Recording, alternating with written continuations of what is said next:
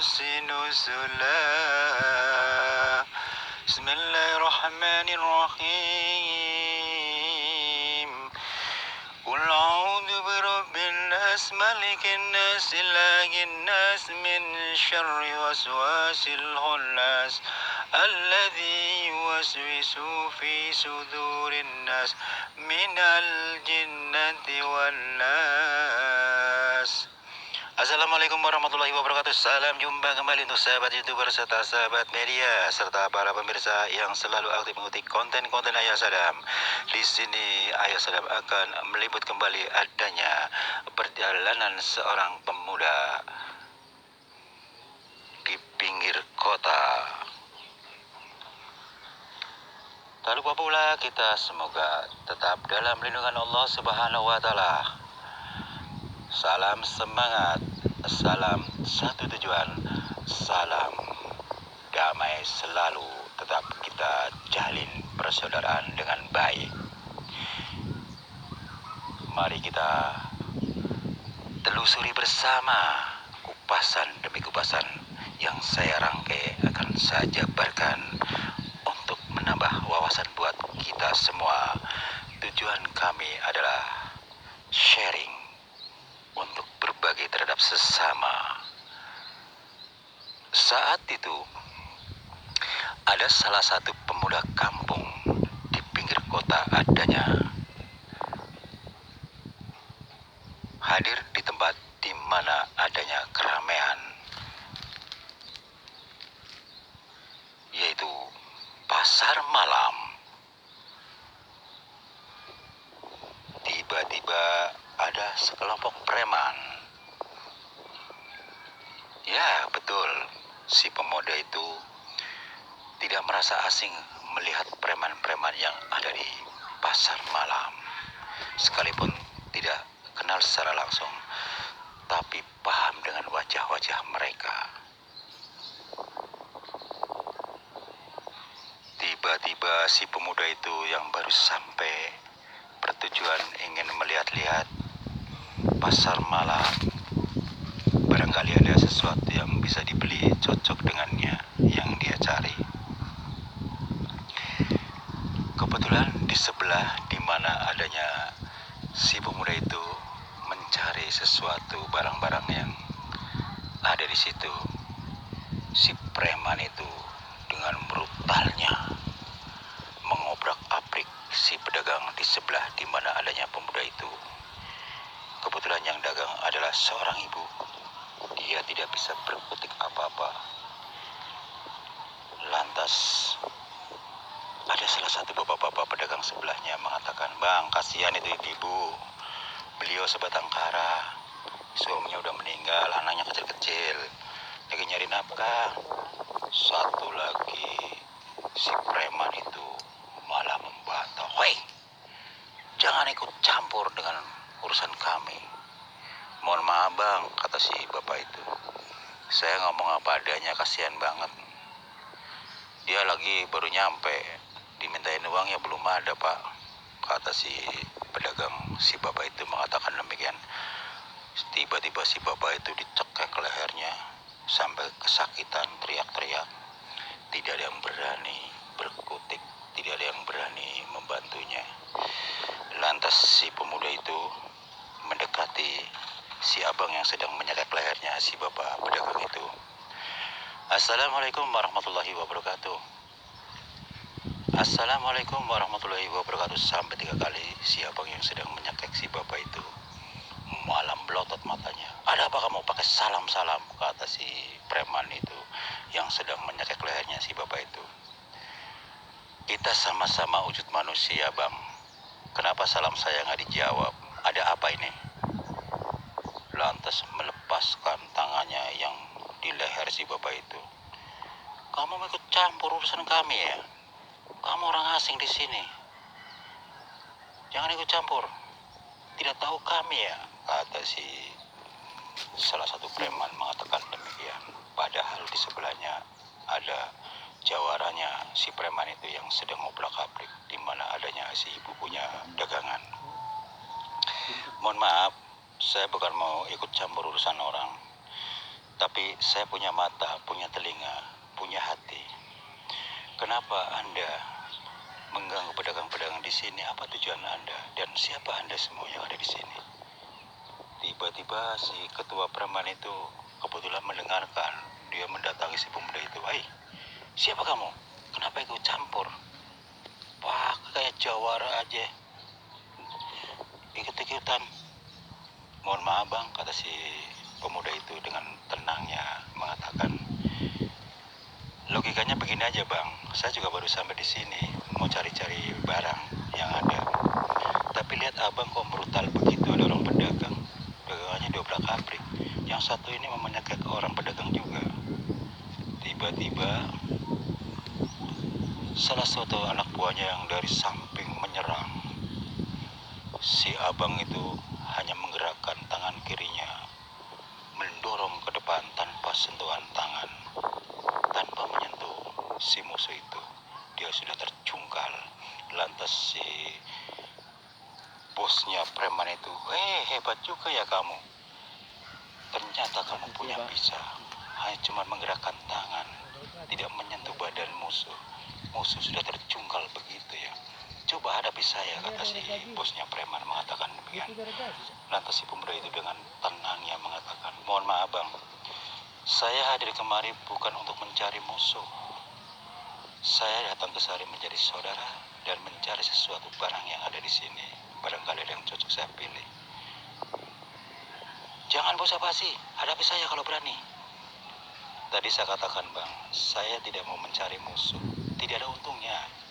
Tiba-tiba si bos preman itu melemparkan dagangan dari orang yang diobrak-abrik itu, yaitu salah satu meja lipat yang biasa buat belajar anak TK. Dilemparkan si pemuda itu. Si pemuda itu hanya cuma menggerakkan kepala. Si meja itu langsung membalik mengenakan kepada si bosnya preman itu. Pas diarahkan ke kepalanya, dia terjatuh kesakitan, teriak, "Weh, apa ini? Bukankah ini meja yang saya lempar ke kamu tapi membalik ke saya?" Lantas si pemuda itu mengatakan dengan tenangnya, "Bang, tadi saya katakan saya tidak mencari musuh. Saya tidak mencari masalah. Saya tidak ingin ikut campur tangan. Tapi Anda ngeyel. Anak buah Anda sudah menendang saya. Dia terjungkal sendiri. Sekarang Anda sendiri melemparkan meja. Itu barang dagangan orang. Anda sudah ngobrak-abrik, udah melemparkan barang orang yang lagi dagang. Saya tegaskan ya, kalian tidak lepas daripada preman yang sedang mengerjai orang-orang pedagang. Apa kalian tidak tahu, tidak punya hati? Mereka adalah orang-orang kecil yang sedang mencari nafkah. Kenapa kalian ganggu? Baru saja buka dagangannya sudah diganggu, dobrak-abrak, dirusak-rusak seperti itu. Siapa kamu? Kata si pemuda itu mengatakan demikian. Lantas salah satu anak buahnya preman mengatakan, dia bos saya. Mau apa kamu? Bos kamu ya? Zaman merdeka seperti ini masih ada preman-preman yang kurang ajar. Apa tidak malu? Coba introspeksi diri. Kalian tuh punya wajah ganteng, bodi kekar, tapi cemen. Pantasnya kalian pakai rok. Tidak malu dengan ibu-ibu. Lihat, si ibu itu mau berjuang buat keluarganya, mencari nafkah, tapi kalian malah merusaknya. Mestinya kalian bekerja dengan baik, dengan cari uang yang halal. Bukan seperti ini caranya. Lantas si kepala preman itu, bosnya yang telah jatuh, malah diberani bicara lagi. "Hei, pergi lu, jangan di sini, jangan mengganggu kami." Lantas si pemuda itu dengan lugasnya mengatakan, "Saya tidak akan pergi sebelum kalian jera, tidak mengganggu lagi di mana adanya pasar malam ini. Karena kerja kalian hanya mengganggu manusia-manusia sedang usaha di sini. Saya bertanya sekali ini, kalian mau meneruskan menjadi penjahat atau mau berhenti? Kalau menjadi penjahat hanya kerja mengganggu dengan orang-orang yang sedang dagang. Saya tidak akan pernah tinggal diam, sekalipun saya tidak kenal dengan kalian. Mau kenal mau tidak, hukum berlaku. Kalian tidak ada apa-apanya, baru begitu aja kalian sudah jatuh. Tiba-tiba si preman itu ngumpul banyak sekali, menyerang salah satu pemuda. Si pemuda itu hanya menundukkan kepala, menggerakkan kedua tangannya tanpa menyentuh mereka. Mereka sudah terlempar jauh. Semua pedagang ngumpul terkesima dibuatnya oleh si pemuda yang baru saja menghadapi si preman itu. Mereka satu sama lain pedagang sampai kagum. Wah, hebat juga si pemuda itu. Ini baru namanya pemuda yang baik, yang tahu kondisi kami. Coba kalau nggak ada dia, semua orang bisa begitu. Hebat ya. Kalau mau begitu adanya, mereka pasti lenyap. Tidak ada penjahat-penjahat di sini. Masing-masing pedagang termasuk pengunjung dengan kalimat senada mendukung si pemuda itu. Lantas si pemuda itu mendekati si ibu. Bu, maaf, ibu kenapa? Nggak apa-apa. Lantas ibu, nggak apa-apa bang. Nggak apa-apa bang, cuma dagangan saya ini pada rusak jadinya, mau didagangin. Lantas si pemuda itu mengeluarkan uang yang ada di kantongnya. Mohon maaf bu ya, jangan merasa tersinggung. Ini saya ada rezeki, memang saya niat untuk berbagi. Barangkali bisa membantu ibu dengan barang-barang yang rusak. Ibu nggak usah takut, dagang terus. Saya akan bantu di mana adanya kejahatan-kejahatan yang ada, termasuk nih kelompok ini yang sudah berat jatuh. Kalau mereka masih kesini lagi, jangan sungkan-sungkan mencari saya. Saya ada di perkampungan di sana. Ibu tahu kan? Lantas mereka yang kebetulan mendengar pedagang-pedagang mengucapkan, pemuda, terima kasih ya atas kunjungan Anda. Entah kenapa kalau nggak ada Anda, bisa-bisa kami bangkrut. Baru aja dagang sudah dimintain duit. Yang nggak ngasih duit seperti ibu itu, dagangannya dirusak, diberantakin.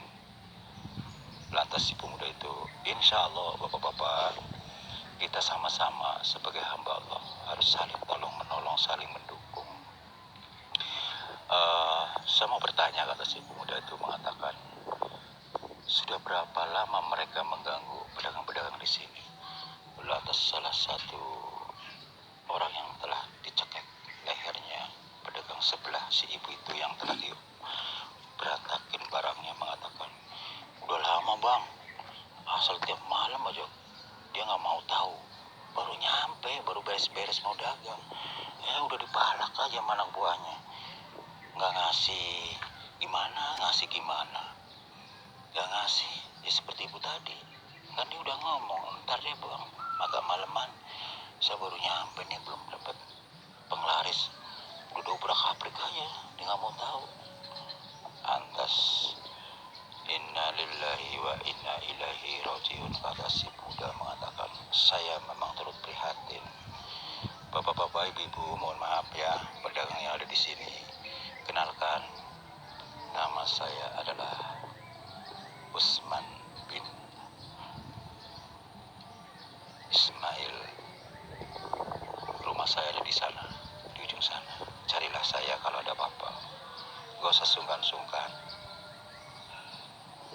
Lantas tiba-tiba ada yang hadir, kebetulan kenal pemuda itu. Dia malah mengatakan, Assalamualaikum warahmatullahi wabarakatuh.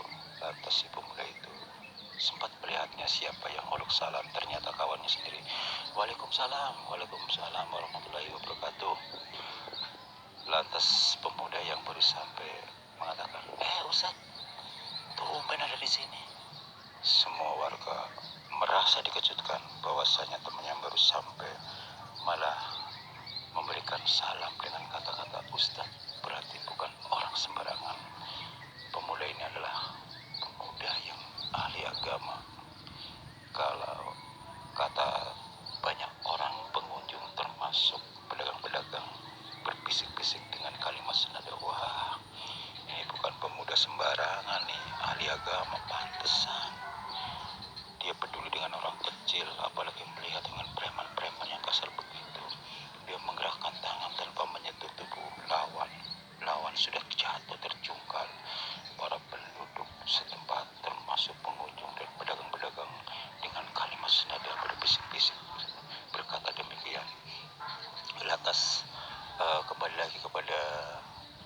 itu mengatakan, mohon maaf bapak-bapak ya, barangkali atas kehadiran saya lantas membuat heboh. Saya mohon maaf sekali lagi. Memang tujuan saya di sini ingin mencari barang-barang barangkali ada yang cocok saya beli, kata si pemuda itu. Lantas semua pedagang ngumpul menyalami. Tidak apa-apa bang, malah kami merasa terima kasih banyak, sudah merasa terlindungi. Mudah-mudahan si preman-preman itu yang sudah pergi kapok tidak mengganggu kami lagi. Insya Allah pak, kata si pemuda itu, kalau mereka datang lagi rese dengan bapak, itu semua pedagang-pedagang di sini, nggak usah sungkan-sungkan, ada yang melaporkan ke saya akan hadir, kata si pemuda itu. Lantas mereka dengan penuh semangat